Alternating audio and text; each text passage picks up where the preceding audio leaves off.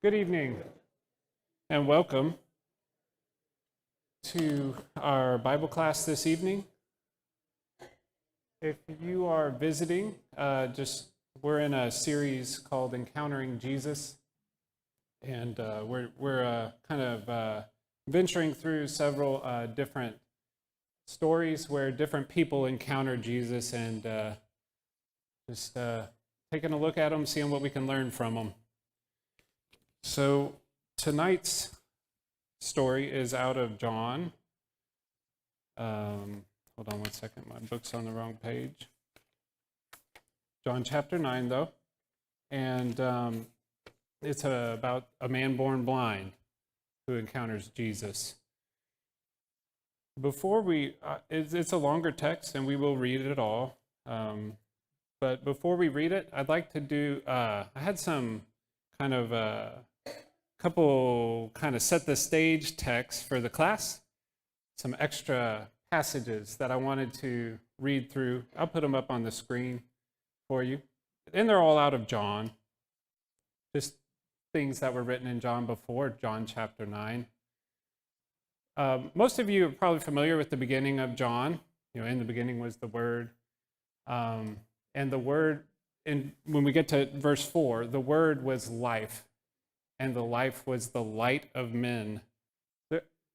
Sorry, I kind of skipped my title here, but there's going to be one of the main big themes and things we're thinking about as we read this story is light and sight, man born blind, and we'll get to it.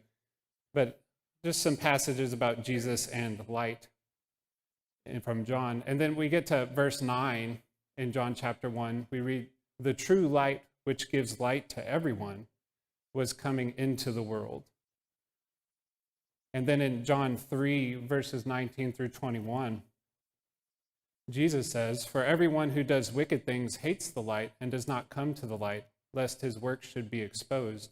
But whoever does what is true comes to the light, so that it may be clearly seen that his work has been carried out by God." Sorry for the typo there. Okay, and so, I got one more. John 8. So this was said right before this passage. And John is, as far as I have been able to tell, and when I looked it up, is considered to be chronological.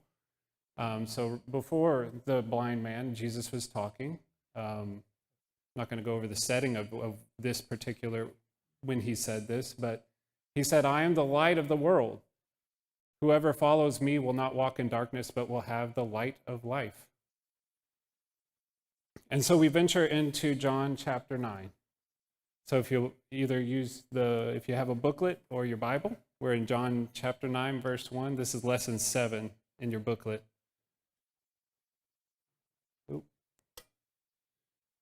John 9, verse 1. "As he passed by, he saw a man blind from birth. And his disciples asked him, 'Rabbi, who sinned, this man or his parents, that he was born blind?' Jesus answered, 'It was not that this man sinned or his parents, but that the works of God might be displayed in him. We must work the works of him who sent me while it is day. Night is coming when no one can work. As long as I am in the world, I am the light of the world.' Having said these things, he spit on the ground and made mud with the saliva.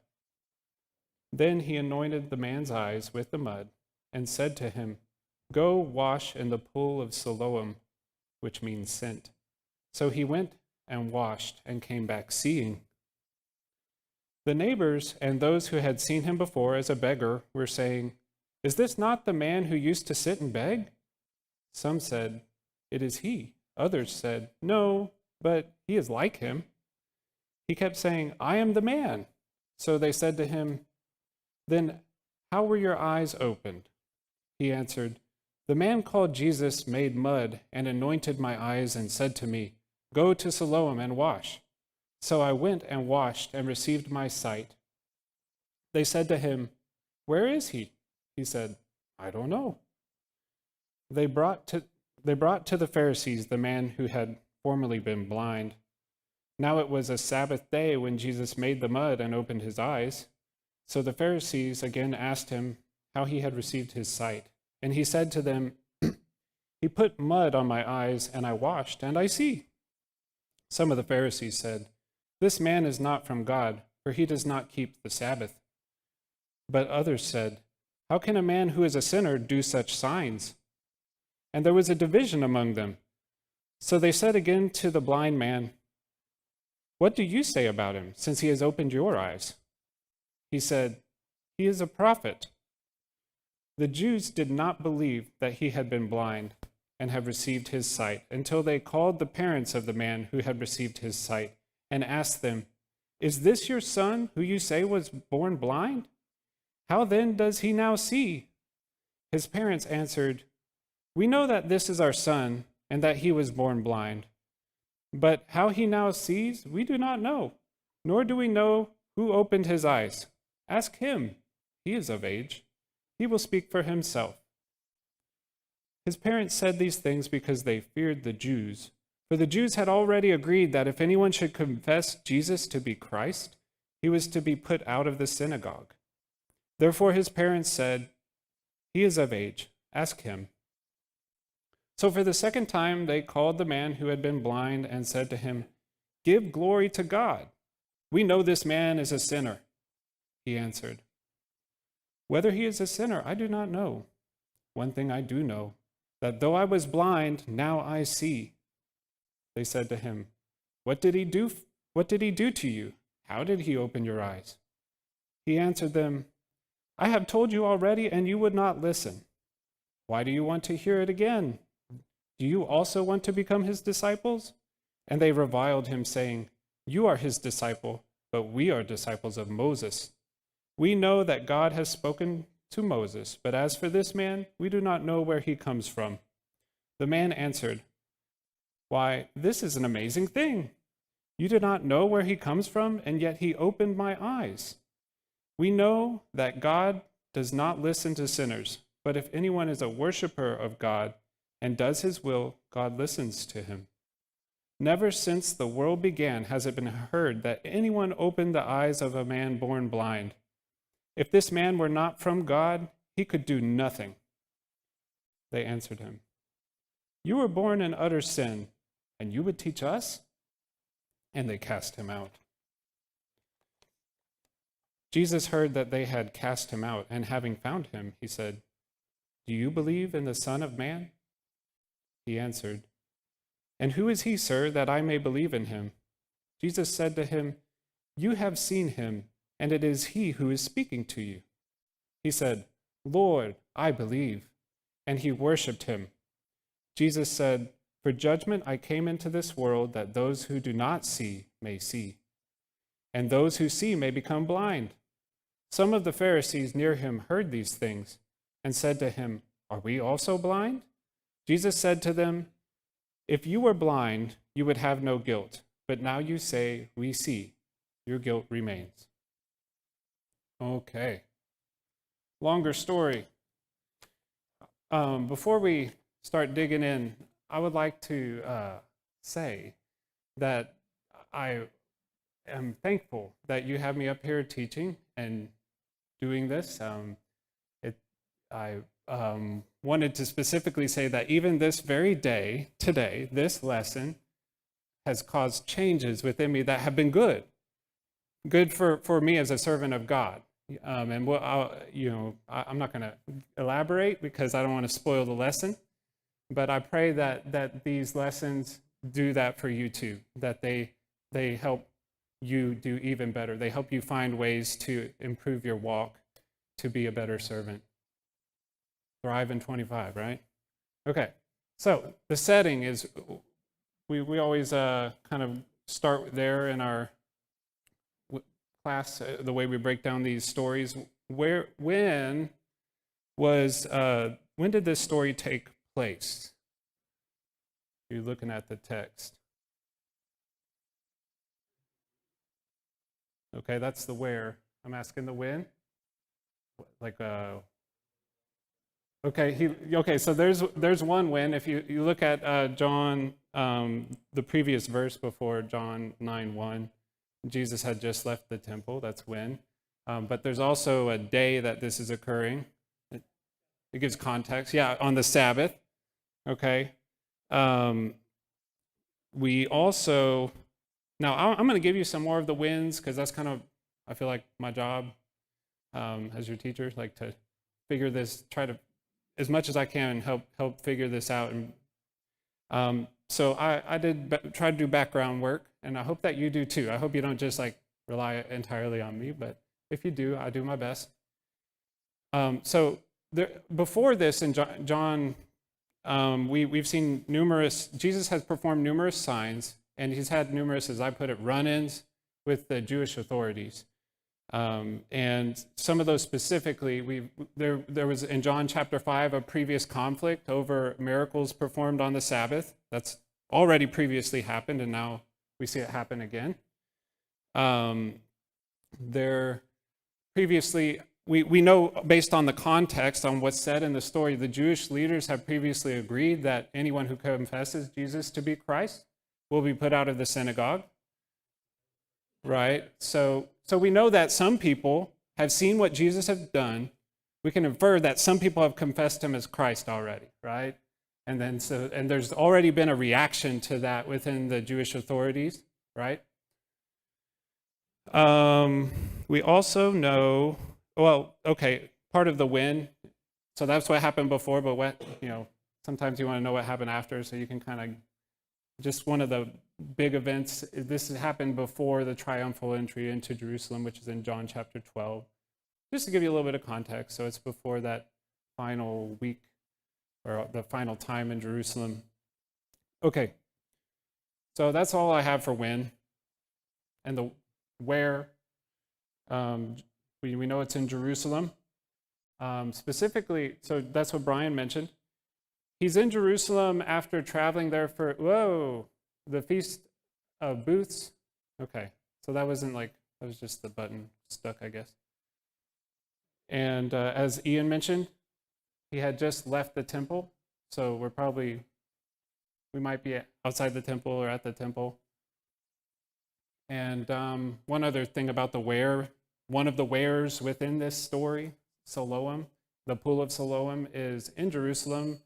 Archaeologically, they think they found it and that it's a few hundred yards from the temple. And actually, well, we'll get into that, why that matters later. Okay, so there's our setting, when and where. Hopefully that helps give you context, helps you envision, understand more about what's going on and what has happened before this. The who. Who's in this story? Jesus. All right, thank you, Dan. In the man born blind. Now, when I'm in this who section, what can you tell me about the man born blind based on like just the things you read? I'm not asking for character traits, but just things about him.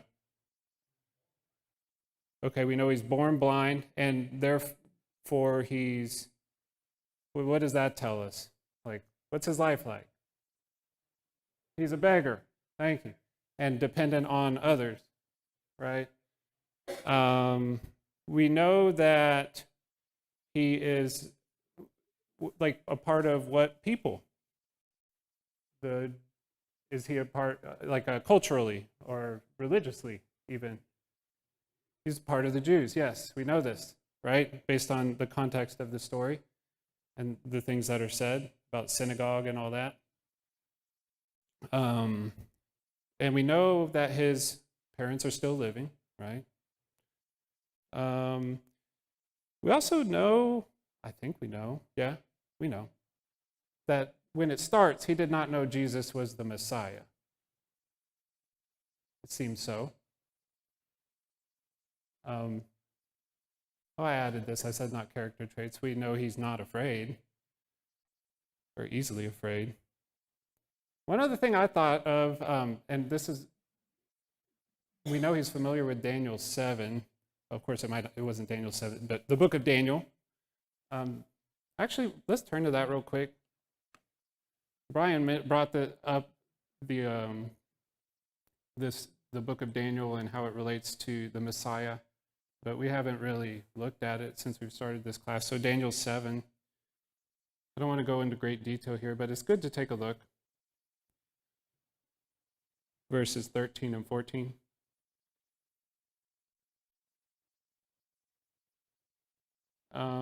Okay, so this is a vision, and I mean, if you look at what happens, what happened before, Daniel sees God, the Ancient of Days, took his seat, right? But then when we get down to verse 13, I saw in the night visions, behold, with the clouds of heaven, there came one like a son of man. And he came to the Ancient of Days, and it was presented before him, and was presented before him. And to him was given dominion and glory and a kingdom, that all peoples, nations, and languages should serve him. His dominion is an everlasting dominion, which shall not pass away, and his kingdom one that shall not be destroyed. So I say he's familiar with that because of the way Jesus speaks. The Son of Man was the phrase used, right? And we'll get more into that, but just kind of planting the seeds, getting you thinking about it. Messianic passage. It's really the only one in the Old Testament that I know of that uses that terminology. Although more could probably be said about culturally if they knew those terms or whatever, but let's move along. Okay, so that's all I've got for the man born blind. Things we can tell about him contextually. What about, who else is in this story? Who else is in it? His parents, yep. Pharisees. There's a lot of different people.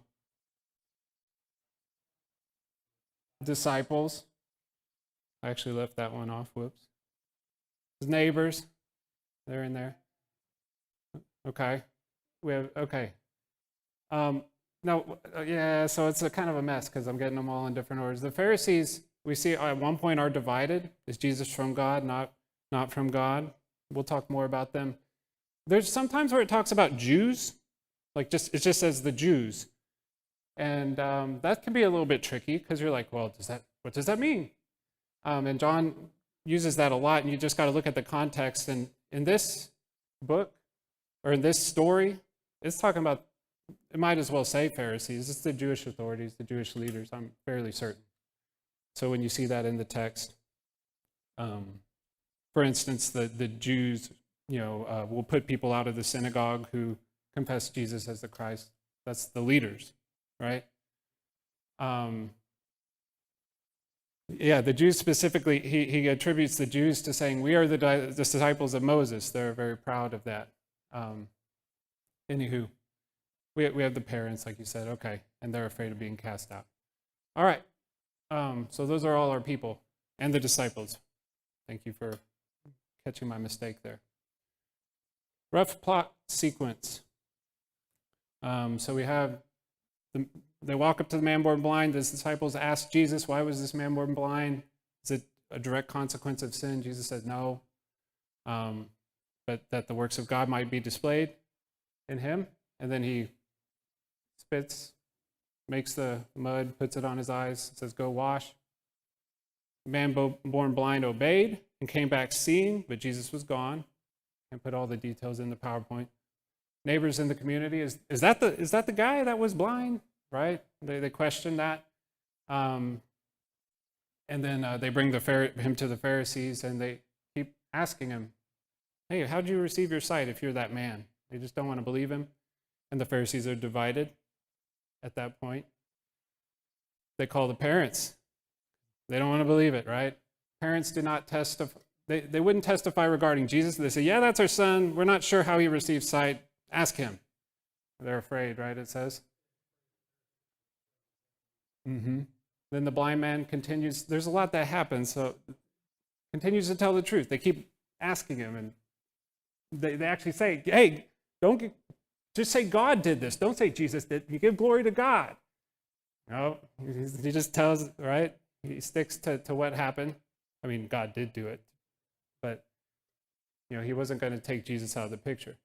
Jesus finds the blind man after he's cast out for not telling them what they wanted to hear, but telling them the truth.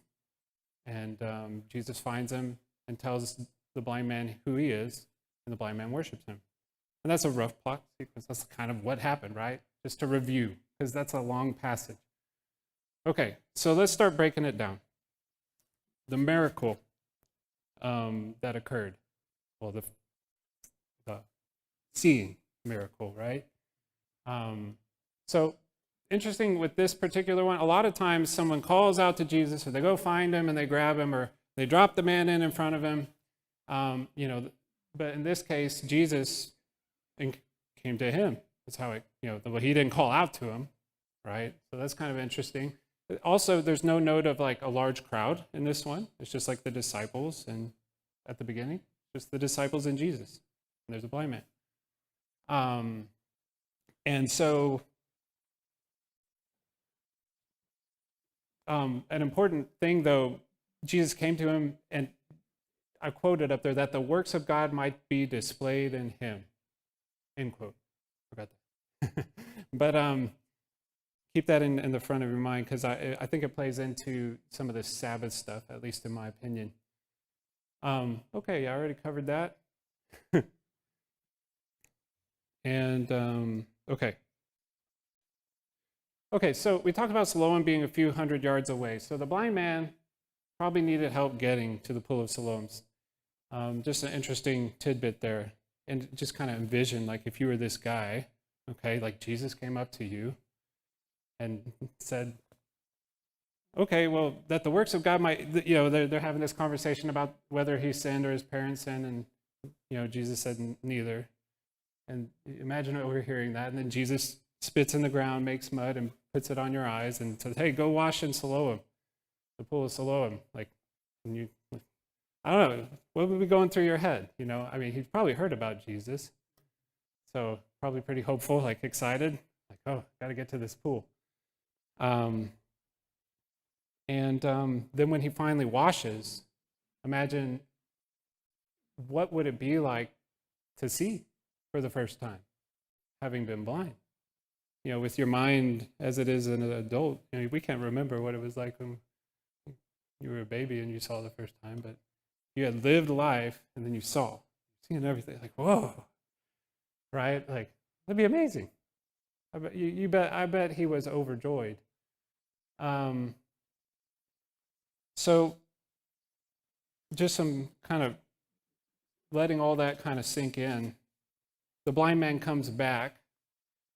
Jesus is not there, but there are other people, his neighbors, and he's met with what? Suspicion and skepticism, right? So his neighbors question him and bring the Pharisees to him. But they specifically say, and I think multiple times, how were your eyes open? That's like, I feel like the most repeated question in the passage. Like, how did they do this? And then they did ask, where is Jesus? He's like, I don't know. That all happens, right? Are you looking in the text, making sure I'm right? Or reviewing it?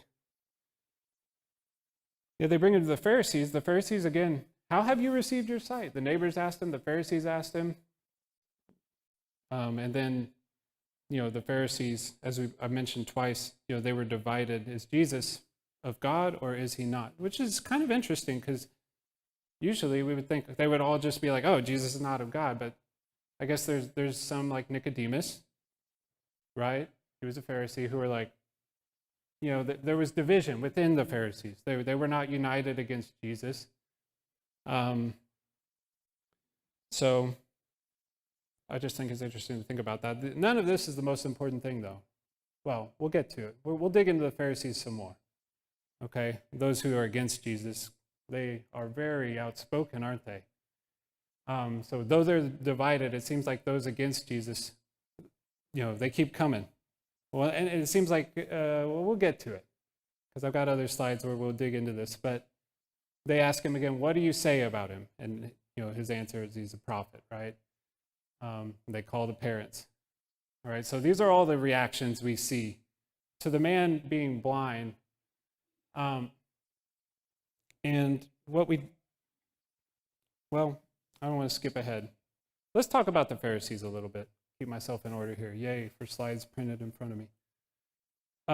Before this happened, we know that Jesus, as I mentioned, he healed somebody, an invalid, I believe, on the Sabbath in John chapter 5.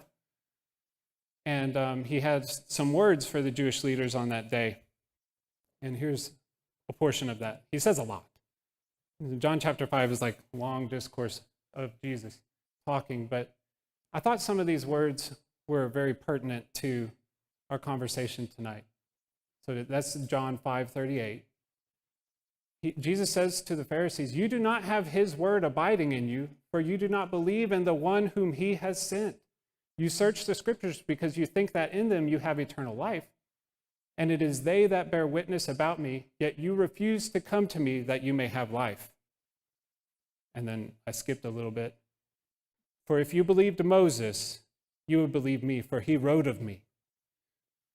Which that's very interesting, because in John 9:28, in our story, what do they say? They say to the man, you are Jesus' disciple, you're his disciple, but we are disciples of Moses.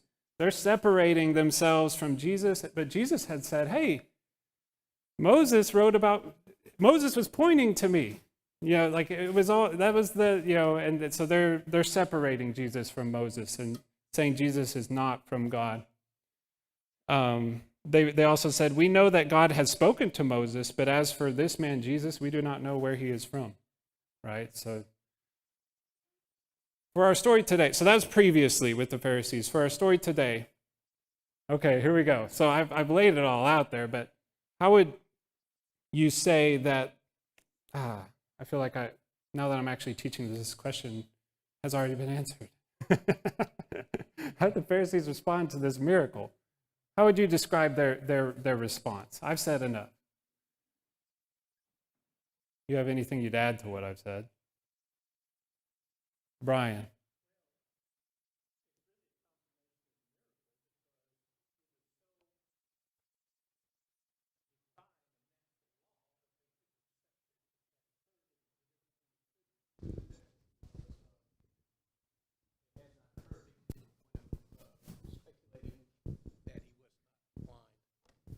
Can you say the first sentence you said? Because I feel like that was, do you remember? With the microphone? I said this is their doubt and rejection of restoring the man's sight was such a well beyond natural law. It was clearly was a miracle such that they couldn't accept it, and therefore they did everything they could to disprove that the miracle existed, continuing to inquire and ask the man, to ask the parents, and receiving the answers that they didn't want to get, they continue to reject.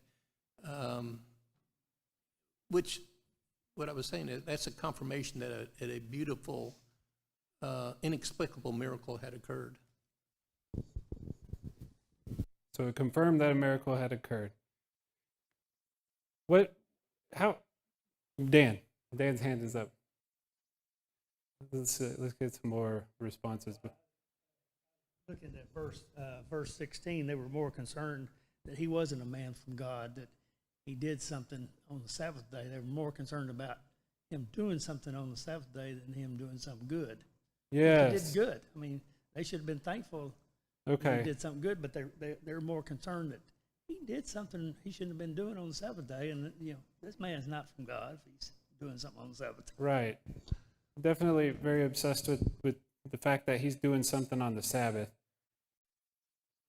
That encapsulates all I had. They didn't rejoice that he's seeing. They're not happy for him.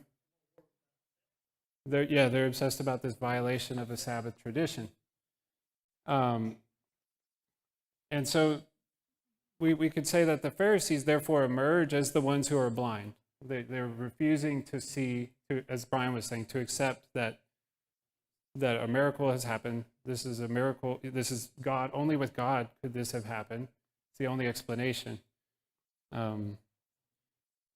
But they're only capable of seeing two possible truths. They either the miracle didn't really happen, like you're not the blind man, this didn't actually happen, or the man who supposedly worked the miracle is not from God, and or both. Like, so those are like the two things, like, you know, that they're sure of, or they think they're sure of, and that's all they can see.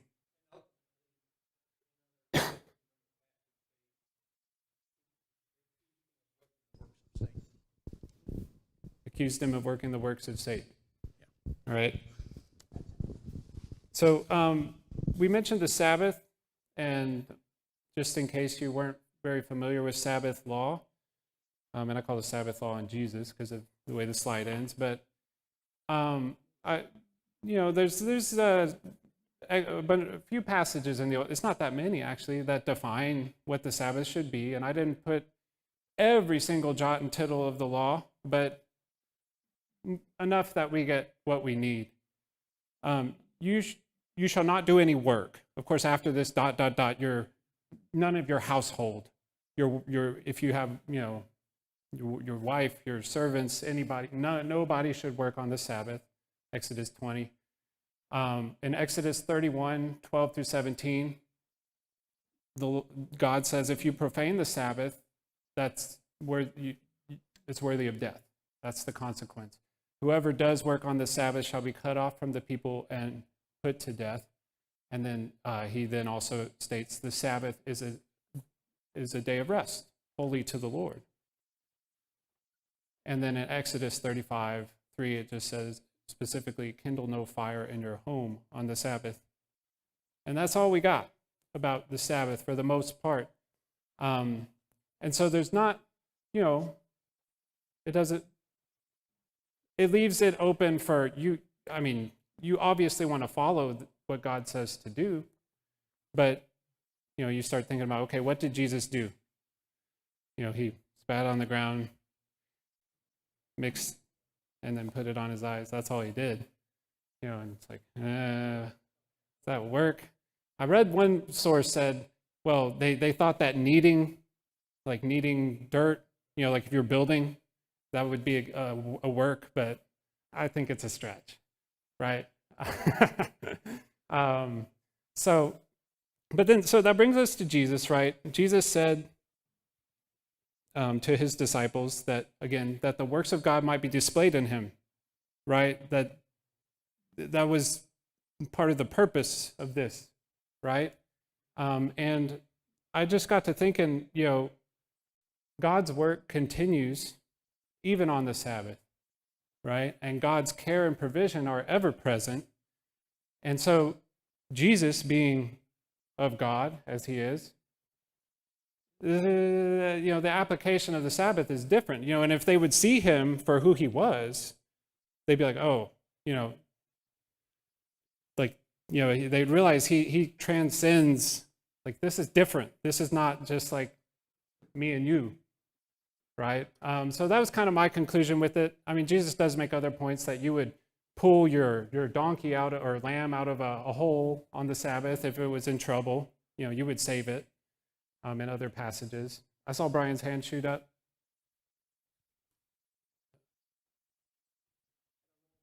Yes.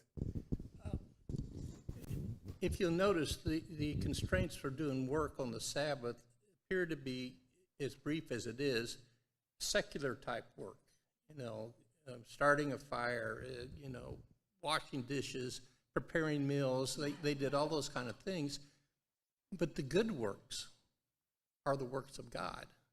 Ephesians 2, verse 9, for we're created in Christ Jesus for good works that we should walk in them, that God prepared before him that we should walk in them. And that's what he's saying here. This is for you to see that I'm doing the works of God, which is our commandments to us. So doing good, letting your light shine, Matthew 5:16, is displaying the works of God, and that other men can see them through good works, and it glorifies God. That's not forbidden on the Sabbath. And on top of that, of course, Jesus said he is the Lord of the Sabbath. So these Pharisees obviously were devoid of any love, could care less whether this man was blind or not. Wait till Monday to do the healing. Right. It does kind of sidestep the whole, he's helping a fellow Jew. He's helping him, why, why are you going to do that? Anywho, but I figured we should at least cover a little bit about the Sabbath, review that. So you're thinking about where's this accusation coming from? But it's traditions invented by the Pharisees. And then those becoming more important than loving your brother. Okay, one dynamic that's really important in this story, I call it social pressure. Where do you see social pressure in this story?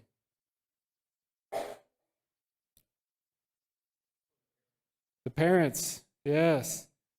They feared the Jews and feared being put out of the synagogue. It says that they're specifically, that they're afraid or that they feared. And then we also see it in other places. Where else do you see? So we see it in the parents.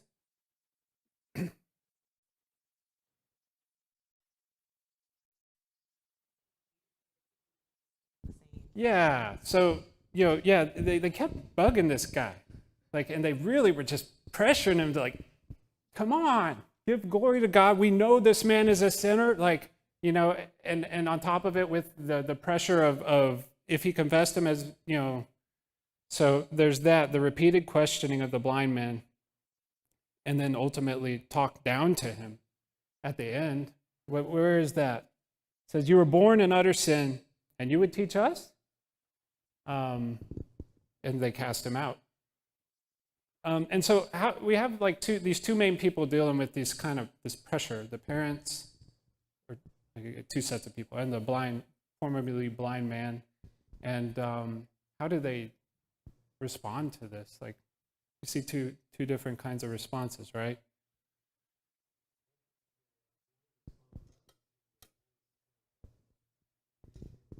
So Cecilia says the blind man responds well. The parents didn't handle it well. Parents say, yeah, go talk to the son. So the parents, what are they doing?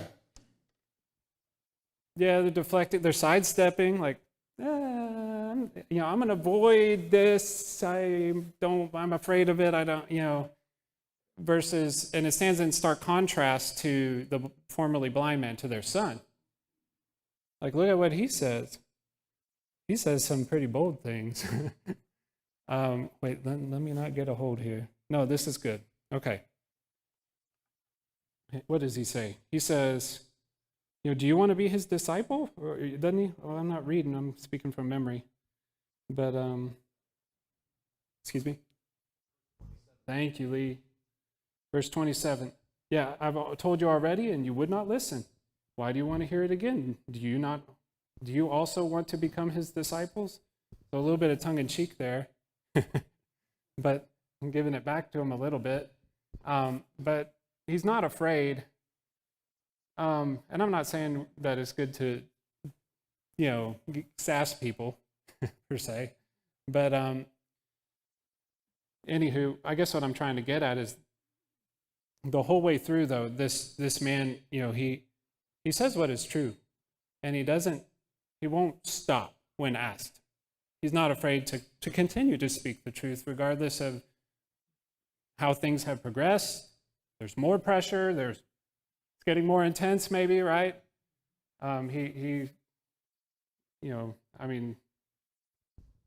There's something to be said about that. But and he doesn't embellish. He says, he put mud in my eyes, I washed and I see. And they did ask him, who do you think he is, right? What would you say about him since he's opened your eyes? This is verse 17. He said, he is a prophet. So we'll get to this in a second. There's kind of a progression of what he says and what he sees.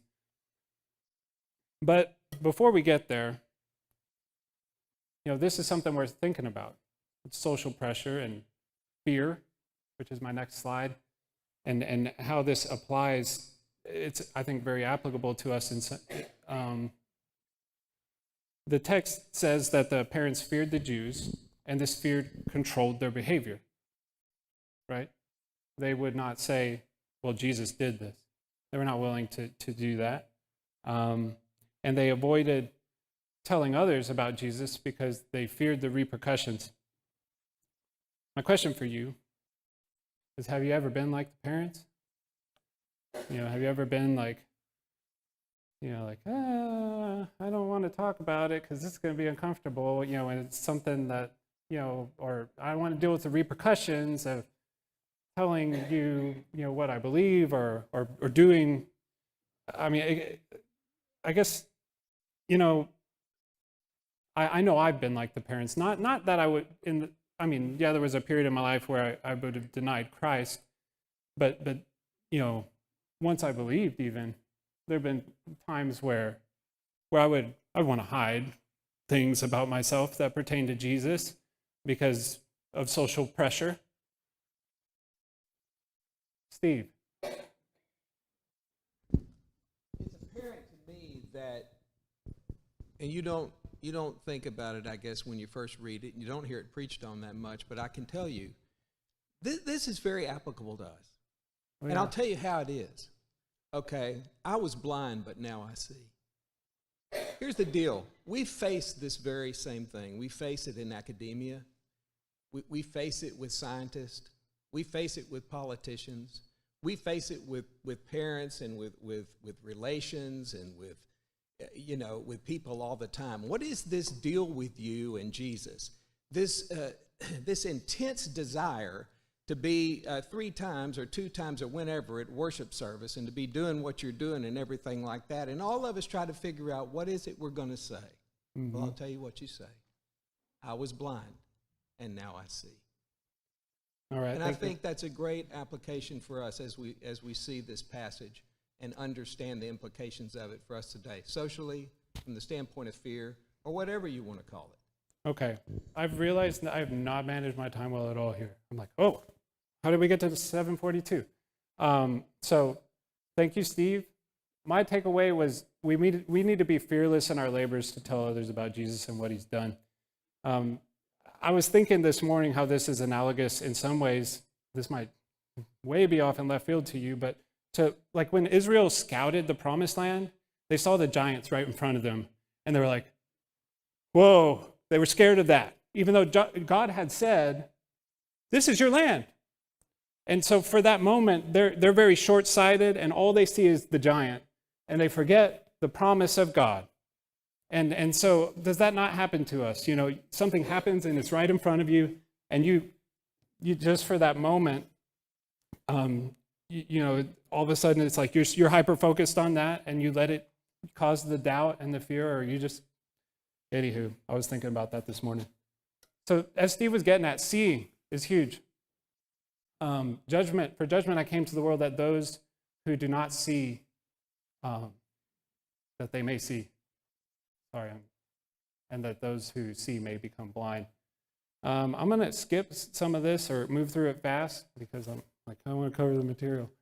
The blind man, we know was blind, and Jesus gives him sight, but this happens twice, right? It happens physically, but then he receives sight of Jesus as the Messiah.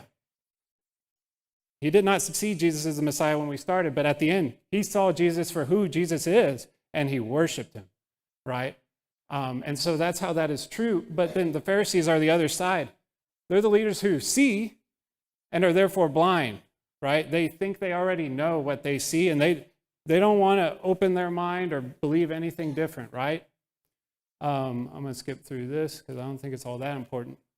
But knowing, all right, goes with the seeing, all right? So the Pharisees' knowledge and their pride and arrogance blinded them.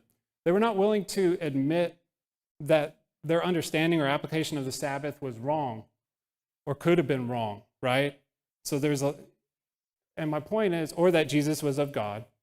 And so another takeaway I see is take care to be sure that what you know is true, and stay humble. Be willing to admit when you're wrong, and when you are wrong, change direction. So if I'm wrong, you let me know. I want to know. And then last, faith and obedience. We see the blind man act. Jesus tells him he obeys. He has some measure of faith that something's going to happen. Faith and obedience are required before one can be healed by Jesus. Another takeaway. And then my last slide, the cost of discipleship. The formerly blind man was cast out of the synagogue for defending Jesus. And we also at times will deal with difficulty because we follow Jesus. There's all kinds of things. It could be family, it could be work, it could be change my lifestyle because I used to live differently and now I'm following Jesus. There's going to be difficulty. But Paul says in Romans 8, the sufferings of this present time are not worthy. They're not worth comparing to the glory that is to be revealed in us.